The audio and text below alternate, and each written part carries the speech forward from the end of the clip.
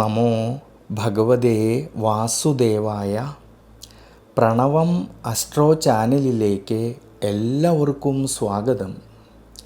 ആദ്യമായിട്ടാണ് നമ്മുടെ വീഡിയോ കാണുന്നതെങ്കിൽ സബ്സ്ക്രൈബ് ചെയ്യുവാനും ഷെയർ ചെയ്യുവാനും മറക്കരുത്. കൂടാതെ ജാതക സംബന്ധമായിട്ടോ നക്ഷത്ര സംബന്ധമായിട്ടോ എന്തെങ്കിലും സംശയം തോന്നുന്നുവെങ്കിൽ എൻ്റെ ഈ വാട്സപ്പ് നമ്പറിൽ ബന്ധപ്പെട്ടോളൂ. ഞാനിവിടെ പറയുന്നത് ചതയം നക്ഷത്രത്തിൽ ജനിച്ചവരുടെ മാർച്ച് മാസത്തെ ഗുണദോഷ ഫലങ്ങളെക്കുറിച്ചാണ്. സഹായ മനസ്ഥിതി വളരെ കൂടുതലുള്ള ഈ ചതയം നക്ഷത്രക്കാർക്ക് ഏഴരശനിയുടേതായിട്ടുള്ള കാലഘട്ടം നിലനിൽക്കുന്നുണ്ടെങ്കിലും വളരെയധികം ശ്രദ്ധയോടെ വളരെയധികം ഈശ്വരാനുഗ്രഹത്തോടെ മുന്നോട്ട് പോയാൽ ഗുണഫലങ്ങൾക്കും മനസ്സന്തോഷത്തിനും സാധ്യത കാണുന്നുണ്ട്.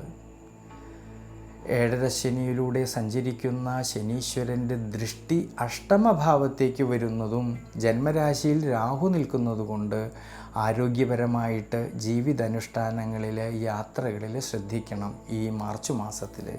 എന്നാലോ തൊഴിൽപരമായിട്ട് ചിന്തിക്കുമ്പോൾ കർമാധിപതിയായിരിക്കുന്ന ചൊവ്വയാണെങ്കിൽ ജന്മരാശിയിൽ നിൽക്കുന്നത് കൊണ്ടും നിവൃത്തിനാഥനായിരിക്കുന്ന സൂര്യൻ്റെ അനുകൂല സ്ഥിതി മൂലം തൊഴിൽപരമായിട്ട് ധാരാളമായിട്ടുള്ള നേട്ടങ്ങൾക്ക് സാധ്യത കാണുന്നുണ്ട്. കർമ്മപരമായിട്ടും സ്വയം തൊഴിൽ ചെയ്യുന്നവരിലും ഔദ്യോഗിക മേഖലകളിൽ പ്രവർത്തിക്കുന്നവരിലും അവർ അധ്വാനിച്ചതിൻ്റേതായിട്ടുള്ള നേട്ടങ്ങൾ കിട്ടുകയും കർമ്മമേഖലകളിലെ ഉയർച്ചയ്ക്കും പരിവർത്തനത്തിനും എല്ലാം സാധ്യത കാണുന്നുണ്ട്.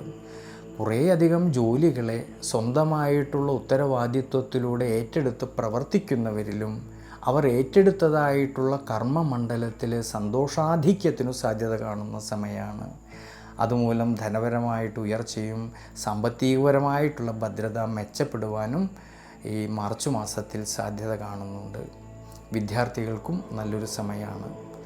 പഠന സംബന്ധമായിട്ട് കൂടുതൽ ശ്രദ്ധ കേന്ദ്രീകരിക്കുവാനും ഉപരിപഠനം ആഗ്രഹിക്കുന്നവർക്കും അനുകൂലമായിട്ടുള്ളൊരു സമയമാണ്. കൂടാതെ കുടുംബത്തിലാണെങ്കിലും കുടുംബ ബന്ധങ്ങളിലാണെങ്കിലും സന്താനഭാവങ്ങളിലും എല്ലാം തന്നെ ഭാര്യാഭർത്തൃ ബന്ധങ്ങളിലും എല്ലാം തന്നെ വളരെയധികം അനുകൂലമായിട്ടുള്ളൊരു സമയമാണ് ഈ മാർച്ച് മാസത്തിൽ. അതുകൊണ്ട് ചതയം നക്ഷത്രക്കാർ ശനീശ്വര പ്രീതികരമായിട്ടുള്ള വഴിപാടുകൾ ചെയ്തു പ്രാർത്ഥിക്കുന്നത് വളരെ നല്ലതാണ് ഈ മാർച്ച് മാസത്തിൽ.